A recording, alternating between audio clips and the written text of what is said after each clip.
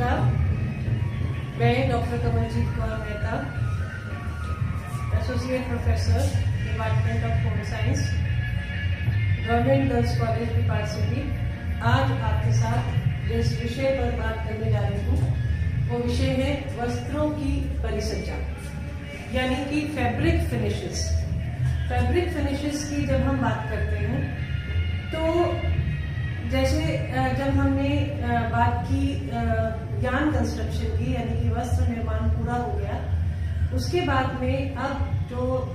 वस्त्र है, जो कंधे पर से उतरा हुआ वस्त्र है, उसको ग्रे गुड कहा जाता है। यानी कि वो जो कपड़ा है, उस कपड़े को अगर आप मार्केट में आप उतारें या मार्केट में लॉन्च किया जाए तो वो कपड़ा कोई भी नहीं खरीदेगा। उसका कारण ये होता है कि उसमें अभी बहुत सारी फिनिशेस या बहुत सारी परिसज्जाओं की आवश्यकता होती है। सबसे पहली बात जो है वो इसमें मैं आपके साथ में ये शेयर करना चाहूंगी कि ये जो है इसमें जब यानी जितने भी तरह के वीविंग के टाइम पर जितने भी तरह के जो ये रहते हैं, यानी कि जो एरर्स रह जाते हैं, कहीं पर जो है वीविंग में कुछ प्रॉब्लम आ गई या कोई गांठें पड़ गई या कहीं पर रोए उठ गए, तो उन सबको हटाने के लिए और उन सबको करके तैयार करके और विभिन्न तरीके से कपड़े को परिष्कृत करके और फिर ही मार्केट में लॉन्च किया जाता है। तो सबसे पहले बात हम करते हैं कि परिसज्जा के उद्देश्य क्या है। परिसज्जा के उद्देश्य की बात की जाए तो बाह्य स्वरूप को सुधारना जो है वो सबसे पहला इसका जो है वो इसका उद्देश्य है। यानी कि जो वस्त्र है वो सुंदर दिखे, कपड़े कंधे पर से उतरने के बाद में उसमें जितनी भी एरर्स हैं, जितनी भी उसमें समस्याएं हैं, वो समस्याएं सब हट जाएं, ये जरूरी है। फिर उसके बाद में वस्त्र को आकर्षक बनाना, यानी इस तरह के उसमें इफेक्ट्स लाने, जैसे डिफरेंट डाइज, डिफरेंट तरह की प्रिंटिंग, डिफरेंट तरह की जो है उसमें ऐसे इफेक्ट्स देना, जैसे एम्बॉसिंग करना, नक्काशी करना, जिससे कि वस्त्र देखने में आकर्षक लगे। और फिर तीसरा है वस्त्र में विभिन्नता लाना। वस्त्र में विभिन्नता लाना यानी कि बहुत सारी वैरायटी। अगर आप कल्पना करें कि मार्केट में आप जाएं और एक ही तरह का अगर आपको कपड़ा दिखाई दे तो आपको वो अच्छा नहीं लगेगा। कई तरह की वैरायटीज, कई तरह के इफेक्ट्स उसमें आए, ये आवश्यक होता है। और फिर उसके बाद में वस्त्र की उपयोगिता को बढ़ाना। वस्त्र की उपयोगिता को बढ़ाने का अर्थ ये है कि वस्त्र जैसे आपने देखा होगा कि जो है हम ये जो फायरमैन सूट्स यूज करते हैं अग्निशमन कर्मचारियों के लिए, या हम जो है इसके लिए यूज करते हैं जो हमारे वाटर प्रूफिंग के लिए छाता यूज करते हैं, या चीजों को ढकने के लिए तिरपाल यूज करते हैं। तो वो सब जो है वो उसके लिए भी स्पेशल तरह की फिनिशेस दी जाती हैं, स्पेशल तरह की जो है परिसज्जाएं दी जाती हैं, जो कि वस्त्र को उपयोगी बनाता है। फिर हम बात करते हैं वस्त्र की कार्यक्षमता को बढ़ाना, यानी ये जो परिसज्जाएं हम देते हैं उससे उसकी जो कार्यक्षमता होती है, यानी उस जैसे ड्रेपेबिलिटी बढ़ना है ना, जैसे कार्यक्षमता से क्या अर्थ ये है कि जब हम वस्त्र को जो उसकी जो ड्यूरेबिलिटी है उसको बढ़ाने के लिए कई सारी ऐसी परिसज्जाएं दी जाती हैं जिससे जो कि इफेक्टिव होती है। फिर आता है नेक्स्ट, गुणात्मकता में वृद्धि करना। गुणात्मकता में वृद्धि करने का अर्थ ये है कि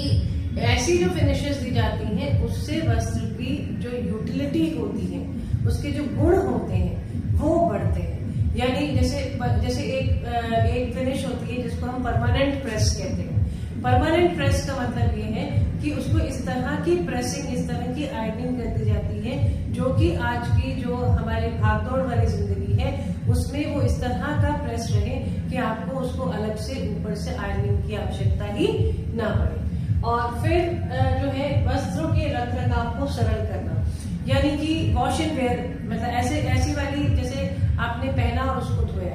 है ना, ऐसे ही इस तरह की जो फिनिशेस होती हैं जिसमें कि आपकी जो मेंटेनेंस जो है वो कम हो, तो ये भी एक इसका उद्देश्य होता है। और एक उद्देश्य होता है जैसे अनुकरण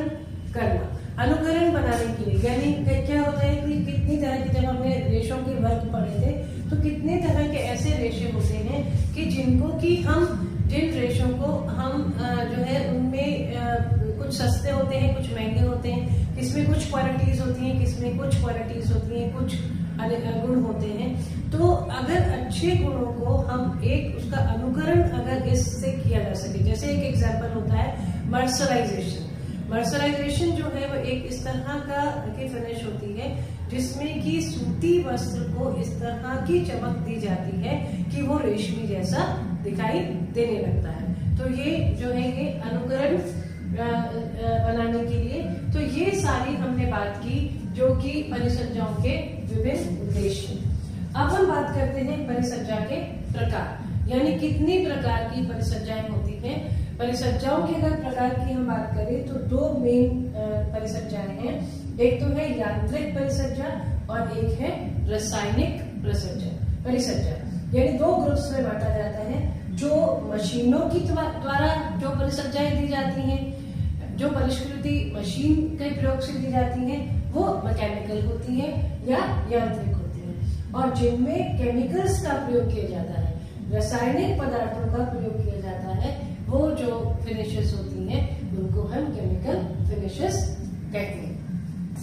अब हम बात करते हैं हमारी ये यांत्रिक परिसज्जाओं की और रासायनिक की अलग अलग। पहले हम उनकी बात करें जिनमें की मशीन्स का प्रयोग किया जाता है। ये जो इस तरह के जो कॉलम्स है, इस कॉलम्स में मैंने परिसज्जा का नाम दिया है और नीचे ये इनको शॉर्ट में बताया है कि ये एक्चुअली क्या होता है।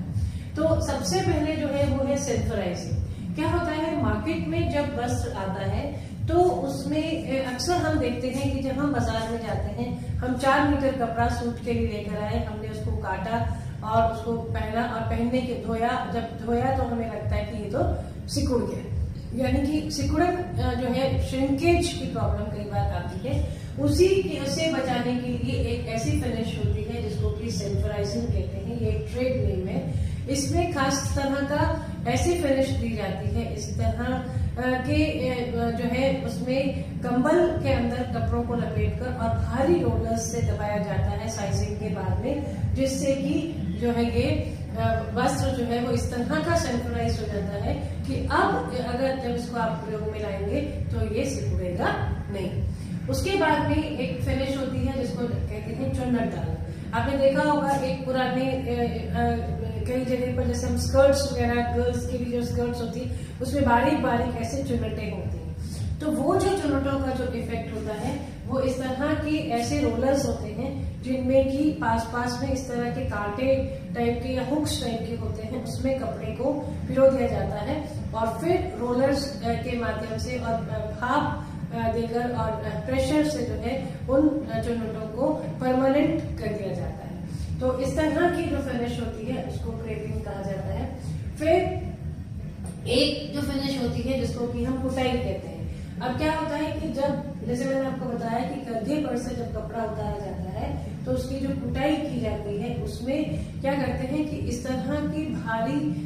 जो रोलर्स होते हैं जिनके ऊपर जो है क्रम से हथौड़ियां लगी होती हैं और कपड़े को उसके ऊपर से, रोलर के ऊपर से गुजारा जाता है और हथौड़ी, एक एक हथौड़ी उठकर उसको जो है अपने प्रेशर से उसको दबाती है और फिर उठती है, इस तरह से कपड़ा आगे बढ़ता जाता है। ऐसा करने से क्या होता है कि जो भी बुनाई करते समय जो एरर्स रह गए, कहीं छिद्र रह गए या कहीं पर जो है वो प्रॉपर उसका इफेक्ट नहीं आया, तो वो जो है इस तरह से दबने से, कुटाई करने से वस्त्र की जो सतह होती है वो कोमल, सघन और चिकनी बन जाती है। उसके बाद में जो नेक्स्ट होता है जिसको कि हम सिंगिंग कहते हैं, ये सिंगिंग जो प्रोसेस है इसमें क्या करते हैं कि जैसे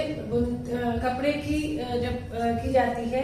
जब बुनाई की जाती है तो उस समय कंधे पर कई तरह के जो है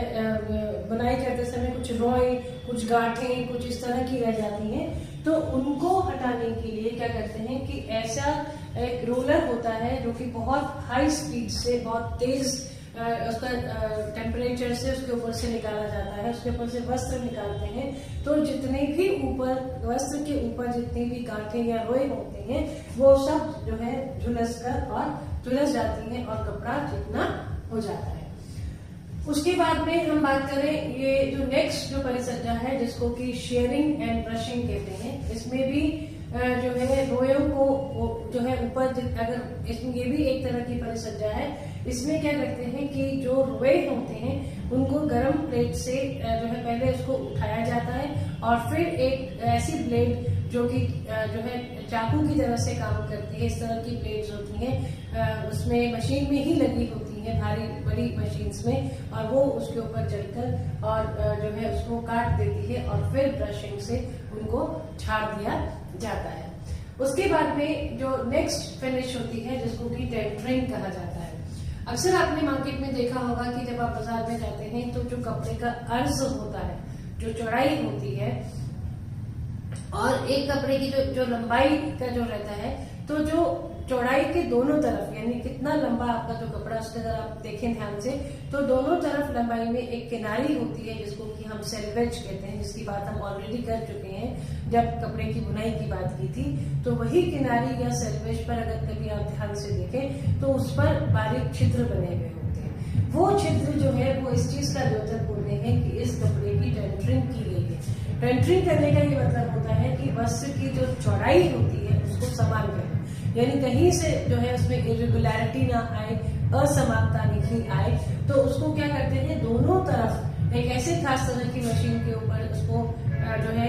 ऐसे उसको रखा जाता है और दोनों तरफ उसको उसमें हुक्स में उसको फंसाया जाता है और फिर गर्म भाप और गर्म रोलर्स उसके ऊपर फिराए जाते हैं, जिससे कपड़ा जो है वो कहीं से भी अगर अनइवन है या जो जिसमें किसी तरह की वो अगर यूनिफॉर्मिटी नहीं है तो उसको हटाने के लिए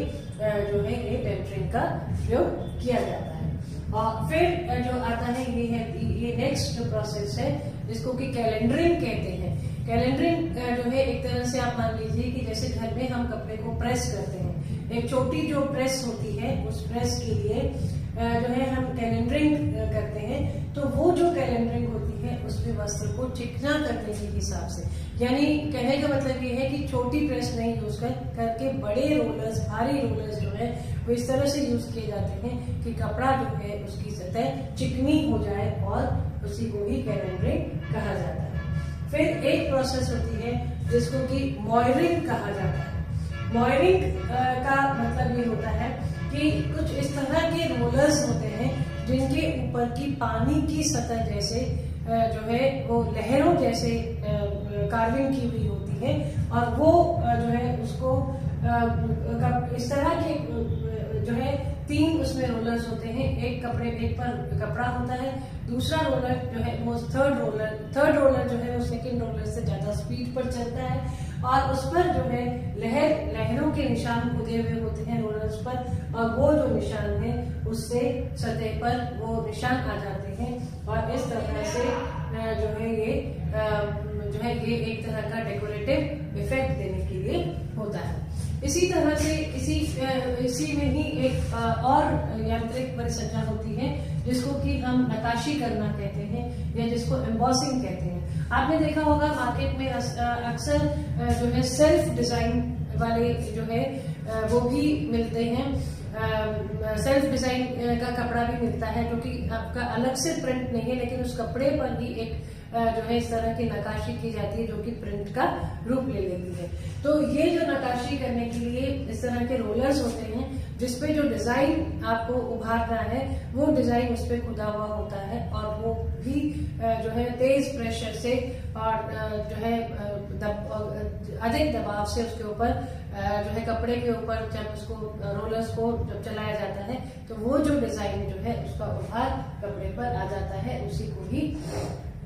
नक्काशी करना कहते हैं। उसके बाद में आता है ग्लेजिंग। ग्लेजिंग जो है इसमें सतह को चमकदार बनाया जाता है। इसके लिए स्पेशल इफेक्ट्स जो है वो पहले साइजिंग की जाती है और फिर उस साइजिंग के बाद में उसको जो है ग्लेज किया जाता है। उसके बाद में जो नेक्स्ट जो प्रोसेस होती है जिसको नेपिंग कहते हैं, ये जो नेपिंग जो है इसमें रोए उठाए जाते हैं। यानी रोए जो है उनको ऊपर किया जाता है। यानी अगर कोई ऐसा इफेक्ट देना हो, जैसे आपने देखा होगा कि जो कॉटन का जो कपड़ा होता है उस पे अगर आपको थोड़ा सा भी, जैसे छोटे बच्चों के लिए एक फ्लैनल कपड़ा होता है, फलालैन जिसको कहते हैं, उस कपड़े के लिए जो है उसमें उसको थोड़ा सा वार्म बनाया जाता है। वो बेसिकली कॉटन होता है, लेकिन उसको उसमें वार्मथ लाने के लिए उसमें रोए उठाए जाते हैं और उस रोयों की वजह से जो हवा जो है वो उसमें ट्रैप हो जाती है और कपड़ा जो है उसमें इंसुलेशन आ जाता है, यानी शरीर को गर्म रखने की क्षमता जो है वो डेवलप होती है। तो इस तरह का नैपिंग जो है वो भी की जाती है। और एक और जो है इम्पोर्टेंट, जिसको शिवनाइजिंग कहते हैं, इसमें इसको भी, ये भी एक खास तरह की फिनिश होती है जिसमें कि वस्त्र को सुंदर और कांतिमय बनाने के लिए जिसका प्रयोग किया जाता है। तो ये सारी जो फिनिशेस हैं, ये फिनिशेस जो है ये यांत्रिक फिनिशेस हुई। और अब हम बात करेंगे रासायनिक परिसज्जाओं की, यानी कि जिनमें कि हम रसायनों का प्रयोग करते हैं। सबसे पहले जिसमें आता है मर्सराइजिंग। अभी मैंने मर्सराइजिंग की बात की थी, जिसमें मैंने आपको बताया था कि मर्सराइजिंग में जो है कपड़े को एक अनुकल बनाने के लिए कह सकते हैं, या हम कह सकते हैं कि कपड़े की जो है अनुकरण करने के लिए, जैसे सूती कपड़े को सिल्क का रूप देने के लिए जो है मर्सराइजिंग का प्रयोग किया जाता है। इससे कपड़े की कार्यक्षमता बढ़ती है, इससे कपड़े की अवशोषकता बढ़ती है, रेशे जो है वो 20% मजबूत हो जाते हैं। तो उसकी और इसके लिए खास तरह का केमिकल, ये जो जिसको कि हम कास्टिक सोडा कहते हैं, NaOH, इस कास्टिक सोडा का 20% जो है वो घोल बनाया जाता है। 20% जो है NaOH के घोल में इसको डुबो के रखा जाता है और फिर उसके बाद में इसको जो है सुखाकर और इसको बाकी मैकेनिकल प्रोसेसेस करके और फिर इसको परिसज्जित किया जाता है। तो ये मर्सराइजिंग जो है वो कपड़े को जो है और ज्यादा सुंदर इफेक्ट देती है। उसके बाद में सल्फट रोधी जो परिसज्जा है, सल्फट रोधी परिसज्जा इसलिए आवश्यक होती है क्योंकि कई वस्त्र ऐसे होते हैं जिनमें कि बहुत धोने के बाद में बहुत सारे सल पड़ जाते हैं, है ना, बहुत सारी शिकन हो जाती है और वो शिकन जो है जब तक आप उसको ऊपर से आयरनिंग नहीं करेंगे तब तक वो नहीं हटती। तो कुछ ऐसे वस्त्रों की आवश्यकता पड़ती है जिसको कि सल्फट प्रतिरोधी बनाने के लिए जो है, जिसमें जो ग्रीस रेजिस्टेंट बनाने के लिए इसके लिए कुछ खास तरह के केमिकल्स जैसे रेजिन और मेलामाइन जो है इसका प्रयोग किया जाता है। फिर वस्त्र को जल अभेद्य बनाने के लिए, जैसे मैंने अभी यूटिलिटी की जब बात की थी, तो वस्त्र की यूटिलिटी को बढ़ाने के लिए, यानी जब हम जैसे आप ये जो बारिश के मौसम में आप छाता यूज करते हैं या बारिश के मौसम में आप जो है रेनकोट यूज करते हैं या मोटा तिरपाल चीजों को ढकने के लिए यूज किया जाता है, तो वो जल अभेद्य बन सके, यानी उसके अंदर रखा हुआ सामान गीला ना हो या रेनकोट पहनकर हमारे अंदर के वस्त्र गीले ना हो, तो उसके लिए एक खास तरह की जल अभेद्य परिसज्जा दी जाती है जिसमें प्लास्टिक या रबर की जो रेजिन होती है उसको उसके ऊपर चिपकाया जाता है और ऊपर और नीचे दोनों सतह पर एक तरह से, जिसको हम लैमिनेटेड जैसे वस्त्र कह सकते हैं, तो इस तरह की लैमिनेशन की जाती है जिससे कि वो कपड़ा अंदर तक गीला ना हो। और फिर एक और जो है जिसको हम फिनिश, जिसको कि हम अग्नि अभेद्य कहते हैं या जिसको फायर प्रूफिंग या फ्लेम प्रूफिंग कहते हैं। आपने देखा होगा कि जब आग लग जाती है कहीं पर बड़े स्तर पर, तो अग्निशमन जो है वो वाहन वहां पहुंचते हैं और अग्निशमन कर्मचारी जो है वो उसमें आग में कूदकर भी लोगों को बचाते हैं। तो वो जो कपड़े पहनते हैं उन कपड़ों को अग्निशमन बनाने के लिए जो है एक खास तरह की, जिससे कि आग न लगे, एक खास तरह की फिनिश दी जाती है जिसमें कि वस्त्र को, जो बना हुआ वस्त्र जो होता है, यानी कि जो कपड़ा है ड्रेस बनने से पहले, उसको बोरिक एसिड और बोरेक्स के घोल में उसको डुबोया जाता है और अमोनियम सल्फेट का घोल जो है वो भी उसमें जो है में भी उसको बनाया जाता है। और इसके अलावा जो है जैसे एक दो और जो है फिनिशेस हैं, जो केमिकल फिनिशेस, जिसमें एक ब्लीचिंग है और एक कीट रोधी परिसज्जा है। ब्लीचिंग जो परिचर्या है उसमें वस्त्र को और सफेद बनाया जाता है। आपने देखा होगा कि हम वस्त्रों को सफेद करने के लिए, सफेद वस्त्रों को सफेद करने के लिए हम अक्सर उसको धूप में घास पर सुखाते हैं। तो धूप और घास का जो इफेक्ट होता है वो एक नेचुरल ब्लीच होता है। तो उस तरह की वस्त्र को और सफेद वस्त्र को और सफेद करने के लिए, ब्लीच करने के लिए जो है कुछ इस तरह के ब्लीचिंग एजेंट्स होते हैं जो ऑक्सीकारक होते हैं, यानी कि ऑक्सीडाइजिंग होते हैं, और रिड्यूसिंग ब्लीचिंग एजेंट्स होते हैं। इनका प्रयोग करके वस्त्र को जो है अधिक सफेद बनाने के लिए किया जाता है। और इसके अलावा एक और परिचर्या होती है जिसको कि हम कीट रोधी परिचर्या कहते हैं। अक्सर आपने देखा होगा कि कुछ ऐसे फाइबर्स, ऐसे फैब्रिक्स होते हैं जिनमें कि जो है कीड़ा जो है वो सिलिको फ्लोराइड कीड़े लग जाते हैं, और कीड़ा जो है वो उसको नष्ट करता है फैब्रिक्स को। तो उससे बचाने के लिए इसमें कुछ केमिकल्स का प्रयोग किया जाता है, जैसे सिलिको फ्लोराइड और बेंजीन। इनके घोल में इनको डुबो के रखा जाता है, और फिर ये जो वस्त्र होते हैं ये कीड़ों से बचाए जा सकते हैं। तो यही जो है मैंने आपको ये एक पूरा आपको एक टॉपिक आज के उसमें क्लास में आपको कराया कि वस्त्र जो है उनको किस तरह से परिसज्जित किया जाता है, और इनके जो है ये इसमें उसके उद्देश्य के बारे में, प्रकारों के बारे में, और यांत्रिक परिसज्जा के डिफरेंस के बारे में, और यांत्रिक परिसज्जा के जो डिफरेंट टाइप्स है, और जो रासायनिक परिसज्जा है इनके बारे में आपको जो है बताया। धन्यवाद।